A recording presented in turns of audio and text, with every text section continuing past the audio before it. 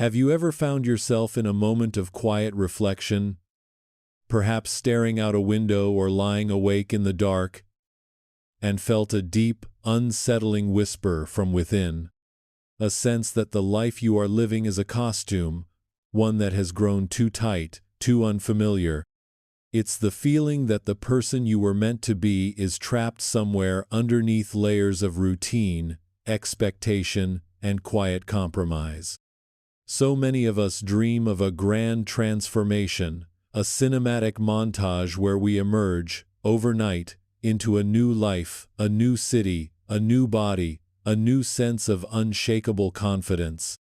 We believe changing our life is an act of addition, of acquiring new things. But the most profound truth is that lasting change is an act of subtraction, of revelation.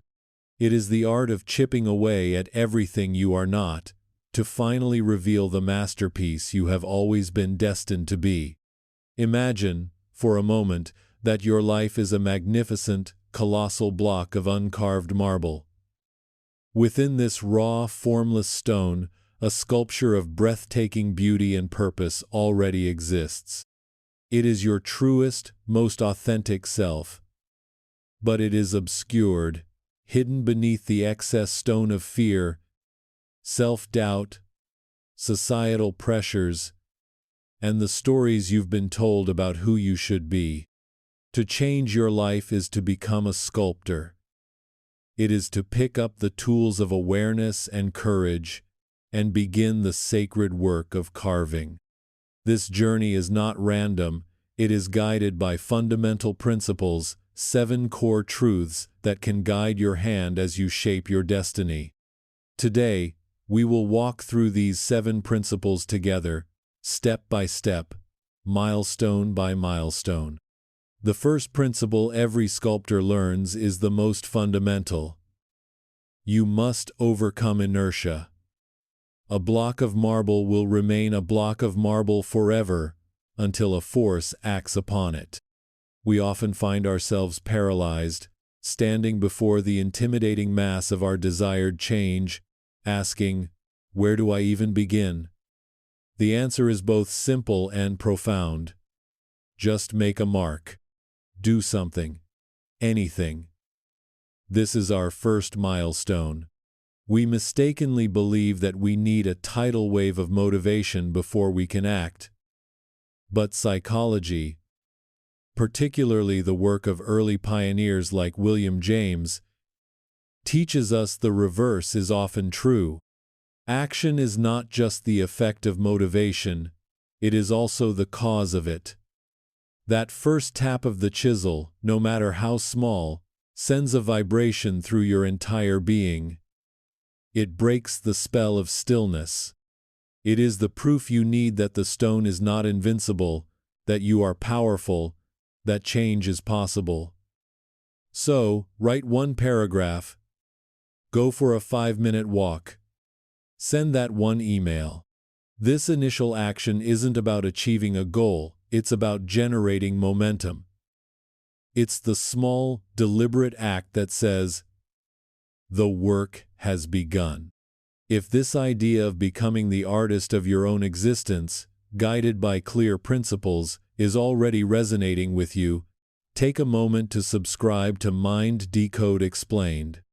Together, we explore these pathways to self-understanding, one insight at a time. Your subscription is your first tap of the chisel, a declaration of your commitment to the masterpiece within.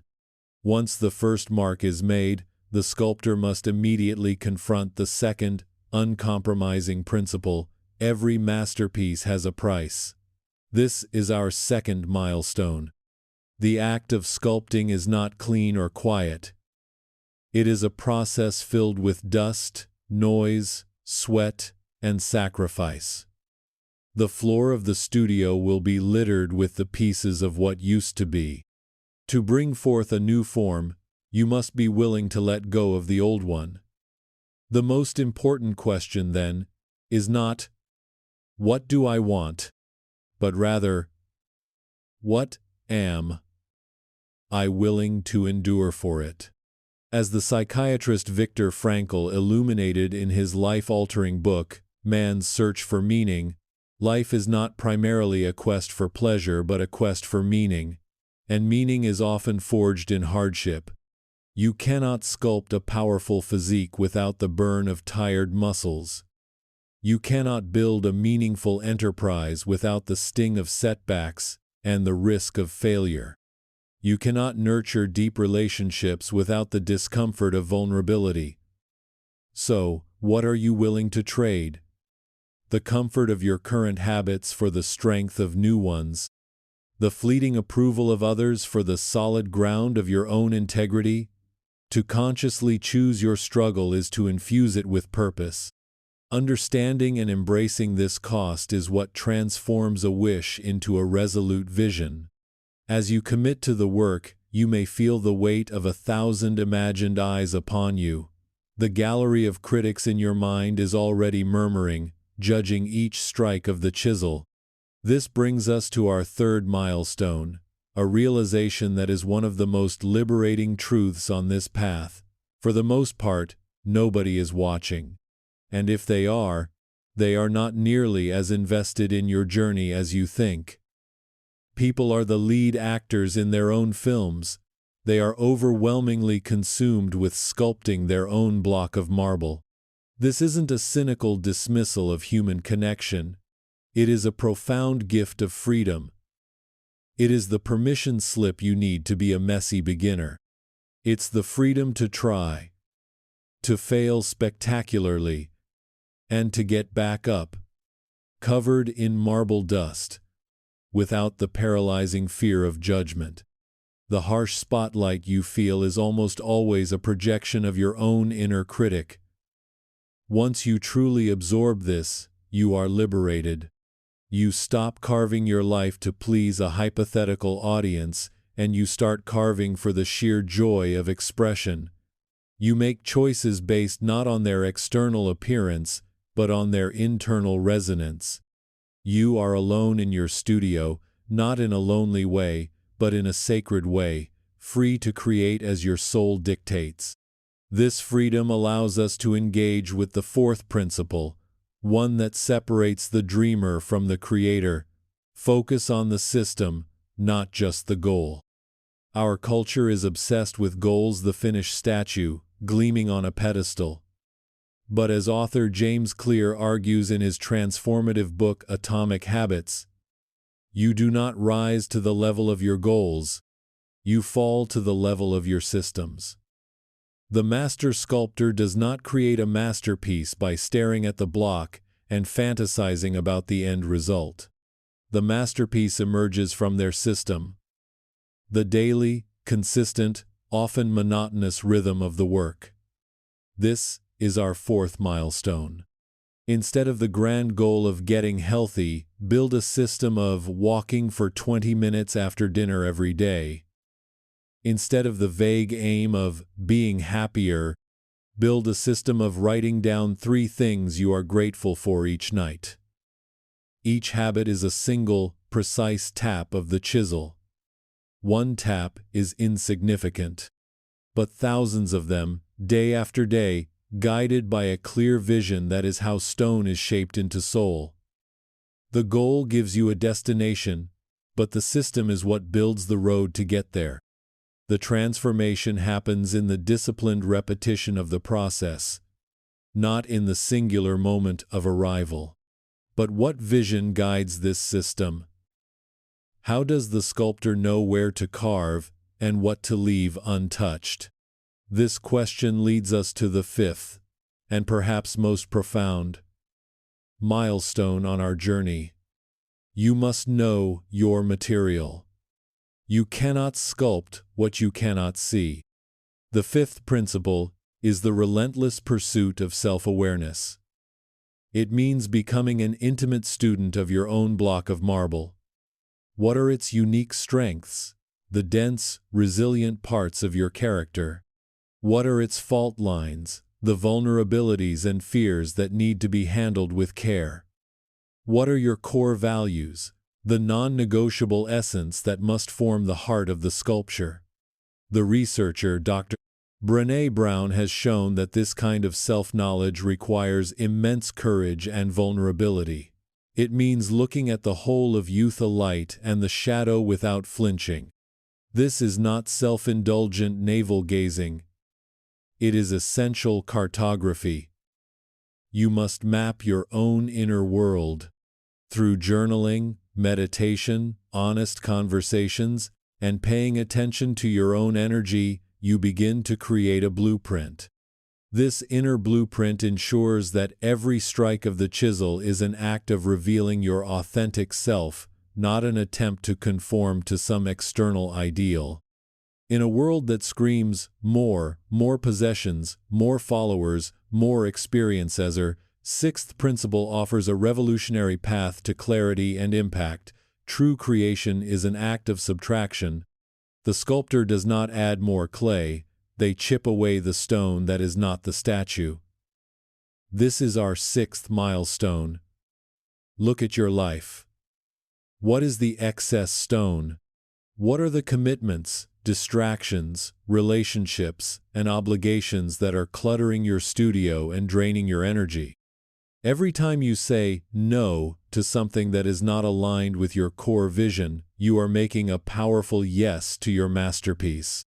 As Greg McKeown explains in Essentialism, the disciplined pursuit of less allows you to make your highest possible contribution. You cannot be exceptional at everything. By trying to do it all, you diffuse your power. Instead, choose the vital few things that truly matter, the core elements of the sculpture you wish to reveal, and dedicate yourself to them with profound focus. Chip away the rest. The result is not an empty life, but a life of purpose, a space where every element is intentional and meaningful. And so, as you engage in this deep, demanding work, a strange paradox can appear. The harder you try to force the outcome, the more you strain to be happy or successful, the more brittle the stone becomes. This leads us to our seventh and final principle, a gentle wisdom that sustains the artist for a lifetime. Learn to love the process. Don't try so hard. This is not a call for complacency, but for a shift in perspective, from desperate striving to mindful engagement. It's what psychologist Carol Dweck would call a growth mindset, where the joy is found in the act of improving and learning, not just in the validation of a perfect result. The master sculptor learns to love the feel of the tools, the sound of the hammer, the particular grain of the stone they are working with. While you are sculpting the life you desire, you must also learn to appreciate the beauty of the life you have. Find the sacred in the ordinary, a quiet cup of tea, a genuine smile from a stranger, the feeling of the sun on your skin. These moments are not distractions from the great work. They are the work. They are the sustenance for your artist's soul. If you cannot find joy in the process of carving, the finished statue, however magnificent, will always feel strangely hollow. So there you stand. Before you is your life, a block of uncarved potential. You are not its victim, you are its sculptor. And you are not starting empty-handed. You are equipped with 7 guiding principles: the momentum of action, the wisdom of embracing the cost, the freedom from judgment, the power of systems, the vision of self-awareness, the clarity of subtraction, and the grace of loving the process. The change you seek is not about becoming a different person, but about courageously, patiently, and lovingly revealing the person you have always been. The work is lifelong, the sculpture ever evolving. But you have what you need. Take a deep breath. Feel the solid weight of the chisel in your hand. The masterpiece is waiting. Begin.